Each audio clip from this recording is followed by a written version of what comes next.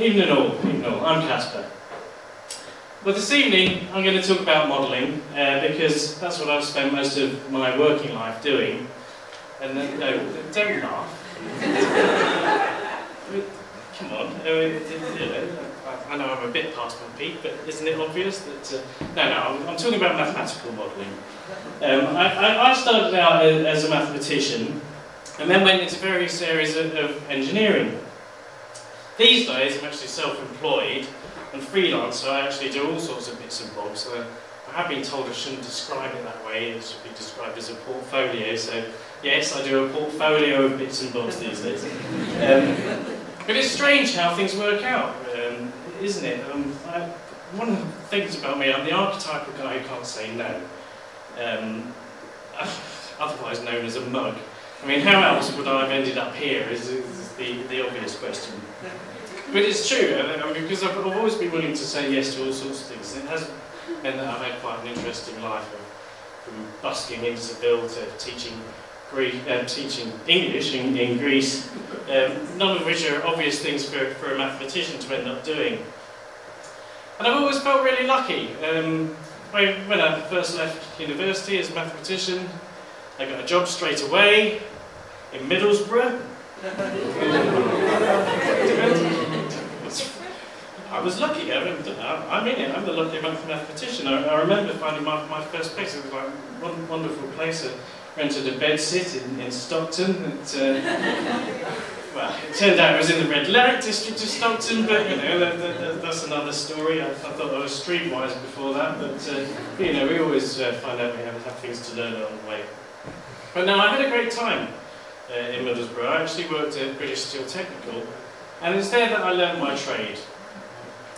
So yes, I got back there in the end, back to modelling, because that is my trade, mathematical modelling.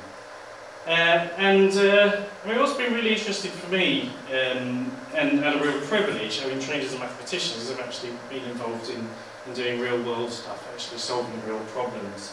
And that started back when I first worked at Briitsh Steel. It's also, for me it's always nice working with engineers, because engineers always think mathematicians are clever, so it's good for my ego. But yeah, so what I wanted to talk about is, what is a model? Well, that's a model. I don't know if you can see it at the back there, but it's a little figure. It's a model of one of the characters from Planet of the Apes, Galen, I believe, from the original film. It's what we call a scale model. It has a lot of the features of the original. It looks quite like the original, it's just scaled down. But it also is sort of his legs bend and his feet bend and his arms move. It turns from side to side. So it's got quite a few of the features of the original, and that's something that's quite typical of the model. That's one example. But another example, another copy. That's why I had to have this joke here. Here we go. That's a model.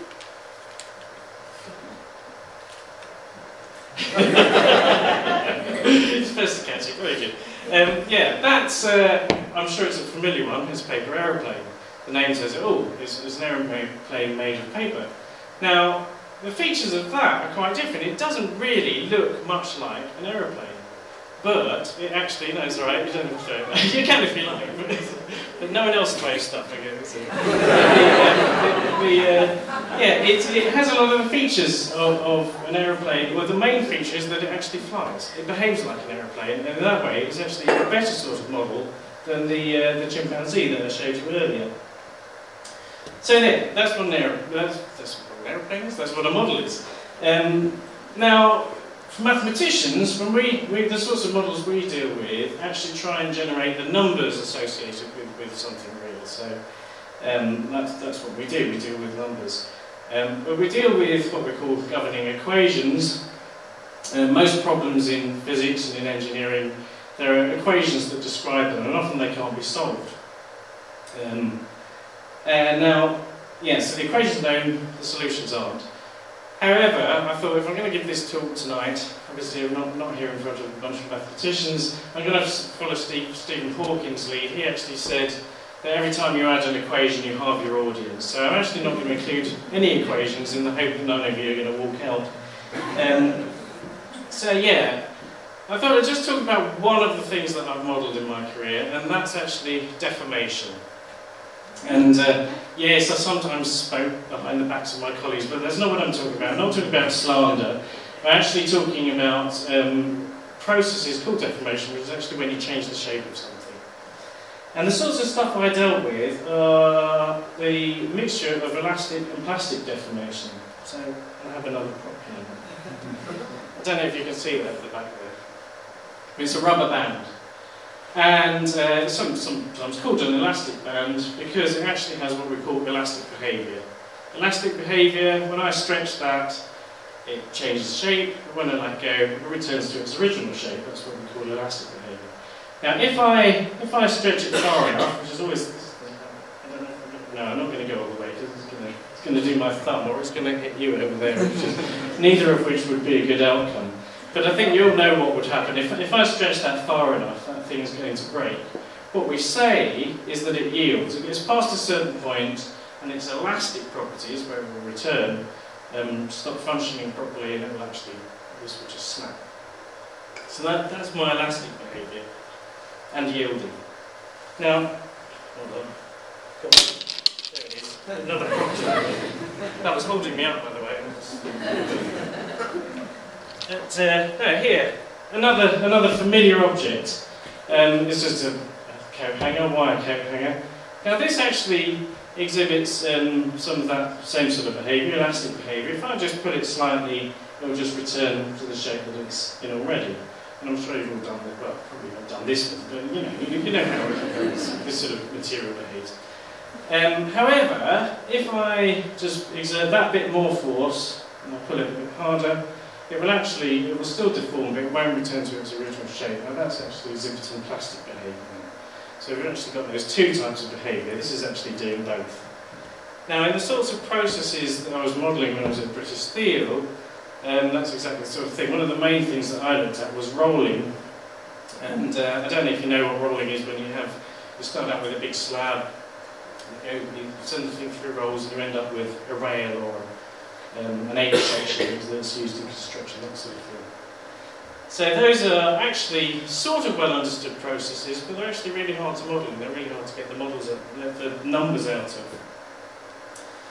I'm going to just tell you one anecdote from that period, just to give you an illustration of the sorts of reasons why you'd want to model something.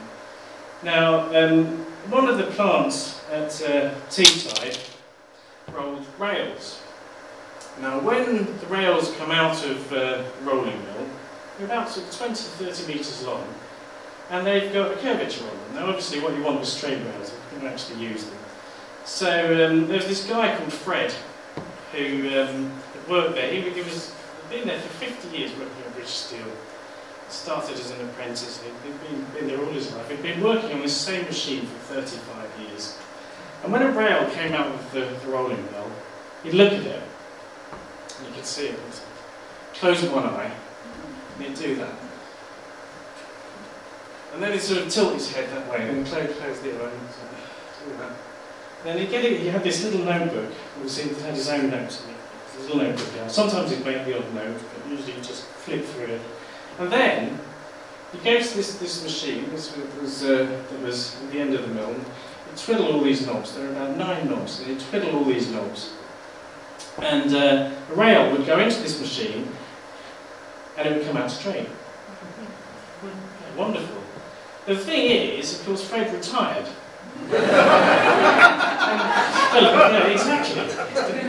And nobody actually thought to actually ask him anything about what he did, about what was in his notebook, or ask him for his notebook. Because once he's retired, he was from the old school, he retired, he said, no, you can sod off. And they actually asked him. So they didn't get him to train anyone up or anything.